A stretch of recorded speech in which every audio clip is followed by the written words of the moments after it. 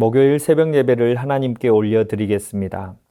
오늘 하나님께서 저에게 주신 말씀은 에베소서 6장 5절에서 9절까지 말씀입니다. 종들아 두려워하고 떨며 성실한 마음으로 육체의 상전에게 순종하기를 그리스도께 하듯 하라. 눈가림만 하여 사람을 기쁘게 하는 자처럼 하지 말고 그리스도의 종들처럼 마음으로 하나님의 뜻을 행하고 기쁜 마음으로 섬기기를 주께 하듯 하고 사람들에게 하듯 하지 말라. 이는 각 사람이 무슨 선을 행하든지 종이나 자유인이나 주께로부터 그대로 받은 줄을 알미라. 상전들아 너희도 그들에게 이와 같이 하고 위협을 그치라. 이는 그들과 너희의 상전이 하늘에 계시고 그에게는 사람을 외모로 취하는 일이 없는 줄 너희가 알미라. 아멘. 이전까지의 말씀은 남편과 아내, 즉 부부에 대한 말씀과 부모와 자녀에 대한 부분으로 말씀이 기록되어 있습니다. 이제 사도 바울은 눈을 들어 가정으로부터 종들과 상전, 즉 직장과 기업으로 돌립니다. 모든 그리스도인들은 아내와 남편, 자녀와 부모, 종들과 상전 중 두세 가지의 역할을 겸하고 있기 마련입니다. 남편이면서 부모님일 수 있고 동시에 어느 기업체의 직원이나 대표자일 수도 있습니다.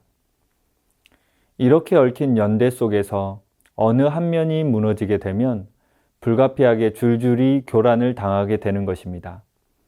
다시 말하면 사업이 어려움을 겪게 되면 가정이 고통을 당하게 되고 교회가 어려움에 처하게 되는 불가분의 관계라는 것입니다. 그러므로 교회의 가정, 기업이라는 주제들은 나라가 임하옵시며 뜻이 하늘에서 이루어진 것 같이 땅에서도 이루어지이다.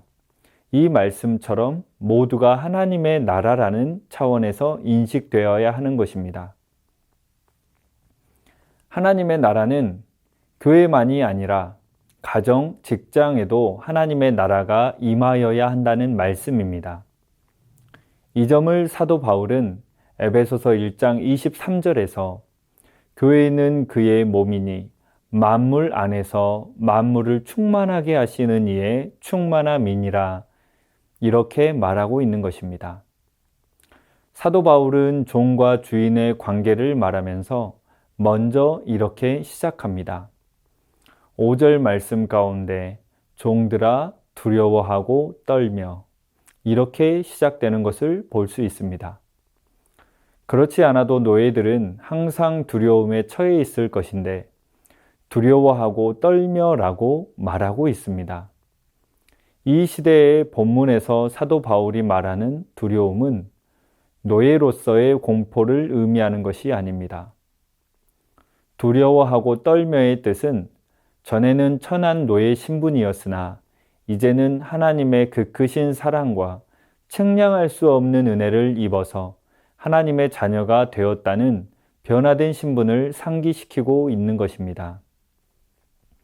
이 말을 더욱 구체적으로 해석해 본다면 우리에게는 그리스도인이라는 이름이 걸려 있습니다. 우리가 실수하고 잘못을 범한다면 우리에게 걸려있는 거룩하신 이름이 모독을 받게 된다는 점을 명심해야 합니다. 라는 내용의 두려움인 것입니다. 자신이 꾀를 부리고 탐욕을 잘못 부려서 어려움을 겪는다면 당연한 일이지만 이는 나를 사랑하사 대신 죽으신 예수 그리스도의 이름에 모욕을 받게 된다는 점을 말합니다. 그래서 본문에서는 항상 두려워하고 떨며 성실한 마음으로 육체의 상전에게 순종하기를 그리스도께 하듯 하라라고 권면하고 있는 것입니다. 어느 곳에서든지 하나님 앞에서 두렵고 떨림으로 서는 은혜가 가득하기를 소망합니다. 계속해서 종과 상전의 관계 속에서 순종할 것을 더욱 구체적으로 말합니다. 6절과 7절 말씀 가운데 눈가림만 하여 사람을 기쁘게 하는 자처럼 하지 말고 그리스도의 종들처럼 마음으로 하나님의 뜻을 행하고 기쁜 마음으로 섬기기를 주께 하듯 하고 사람들에게 하듯 하지 말라. 이 점에서 많은 그리스도인들이 갈등하게 되는 것을 볼 수 있습니다. 그것은 하나님의 뜻 주의 일에 대한 편협된 인식 때문입니다. 전문적인 목회자가 되고 선교단체 같은 곳에서 일을 해야만 주의 일로 생각할 수 있습니다. 하지만 본문에 이에 대한 답변이 기록됩니다. 모든 일들을 그리스도께 하듯 하라. 그리스도의 종들처럼 하라. 하나님의 뜻을 행하라 라고 말하고 있습니다. 이들의 신분은 노예였으나 그리스도의 종들입니다. 상전의 일을 하고 있으나 하나님의 뜻을 행하고 있다는 것입니다. 그러므로 이들의 수고는 주님의 영광을 위한 수고임을 말하고 있는 것입니다. 노예들에게도 본래 적당히 눈가림도 하고 요령껏 일을 할 수도 있습니다. 그런데 말씀에서 눈가림만 하여 사람을 기쁘게 하는 자처럼 하지 말고 그리스도의 종들처럼 마음으로 하나님의 뜻을 행하고 기쁜 마음으로 섬기기를 주께 하듯 하고 사람들에게 하듯 하지 말라라고 말하는 것입니다. 이렇게 하려면 다른 노예들보다 더 힘이 들고 더 열심히 해야 합니다. 그렇게 한다고 모두가 다 주인으로부터 특별한 대접을 받는 것도 아닙니다. 이를 알기에 사도는 8절 말씀에서 이는 각 사람이 무슨 선을 행하든지 종이나 자유인이나 주께로부터 그대로 받을 줄을 알미라 라고 위로와 격려를 하는 것입니다. 계시록에서도 이들을 위로할 때에 하나님께서 그들의 눈에서 모든 눈물을 씻어 주실 것임이라고 말합니다. 이 말은 내 이름을 더럽히지 않기 위해서 얼마나 수고가 많느냐, 내가 너의 마음과 삶을 안다라는 뜻입니다. 모두가 모르고 모두가 알지 못한다 할지라도 우리 하나님께서는 다 알고 계신다는 것입니다. 그리고 기억해 주시는 것입니다. 이보다 더 큰 위로와 용기를 주는 말씀은 없습니다.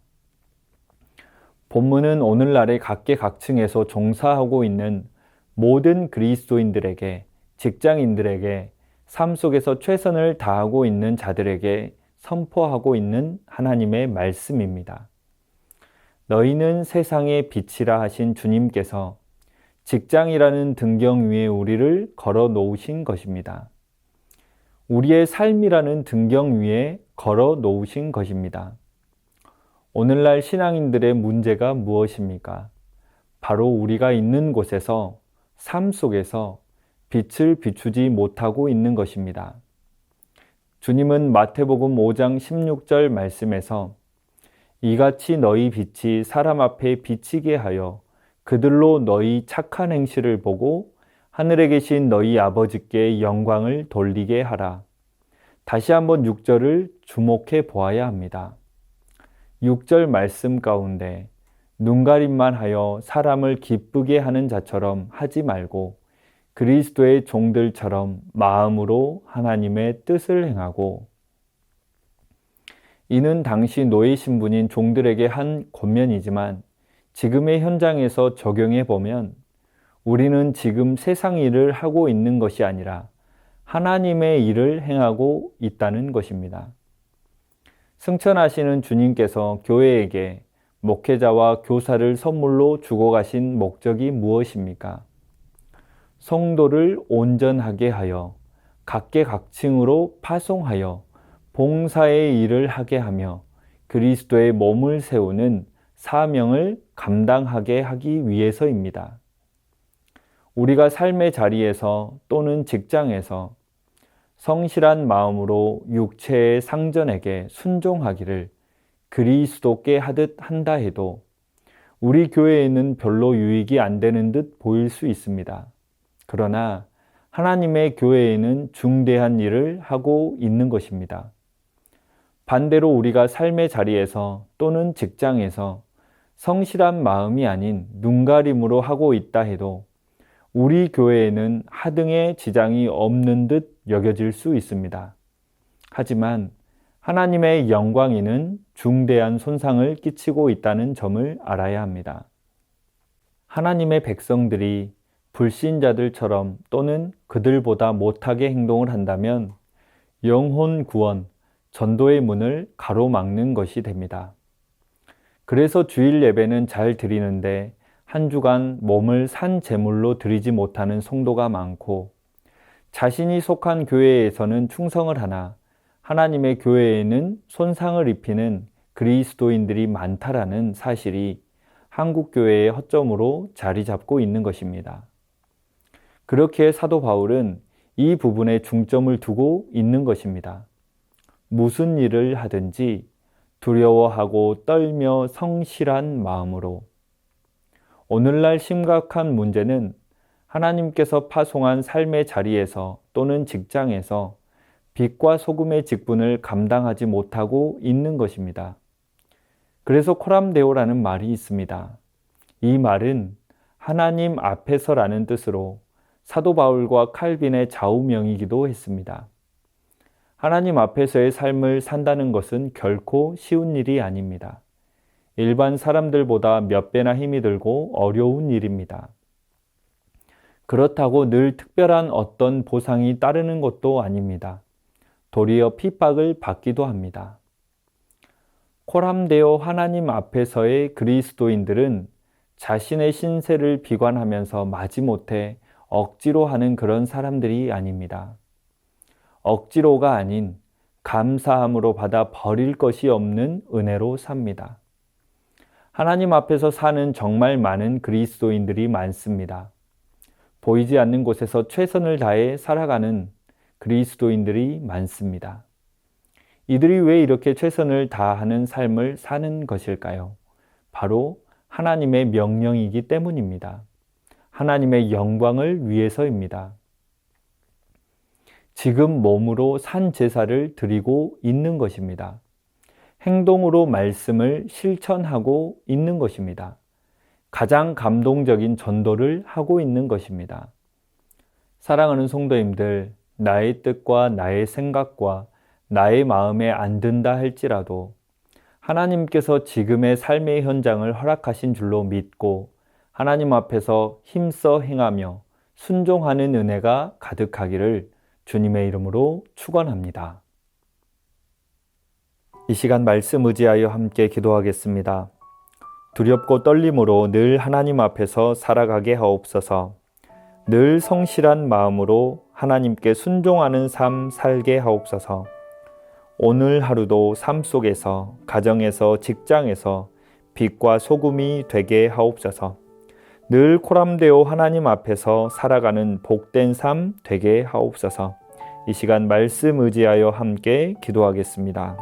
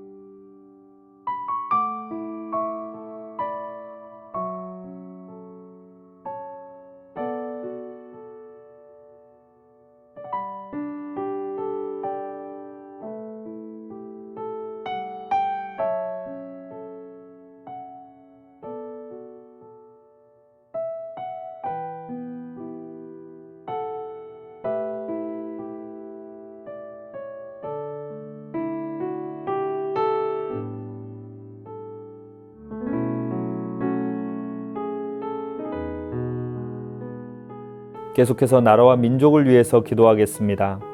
하나님의 뜻이 이루어지는 나라와 민족 되게 하옵소서. 나라의 지도자들에게 하나님을 경외하는 마음을 주옵소서. 코로나와 변이 바이러스, 물가 상승, 이상 기후로 인해 어려움 가운데 있는 나라와 민족을 붙들어 주옵소서. 나라와 민족을 위하여 함께 기도하겠습니다.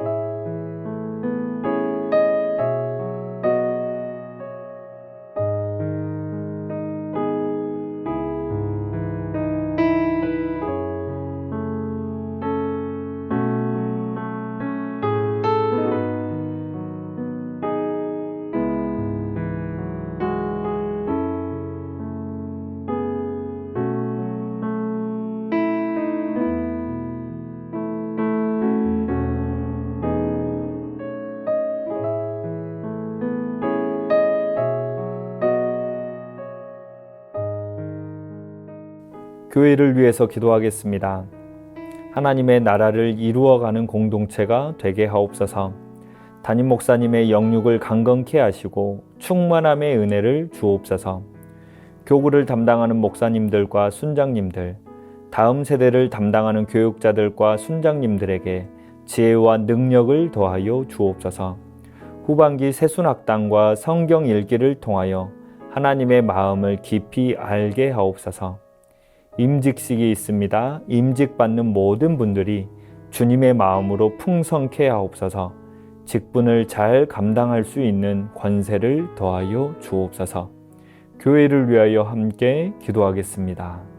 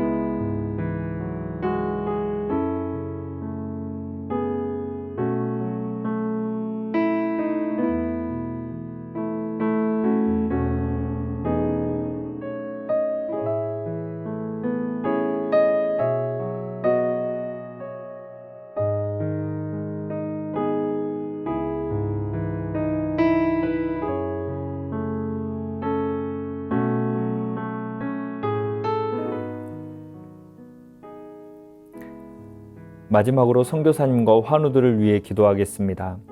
탄자니아 김현석 고미라 선교사님을 위해 기도하겠습니다. 선교사님의 신대원 공부의 두 번째 학기가 시작되어지는데 귀한 배움의 시간을 통하여 사역이 더욱 풍성케 하옵소서. 주일 예배 사역과 복음서 사역을 함께할 동역자를 찾고 있습니다.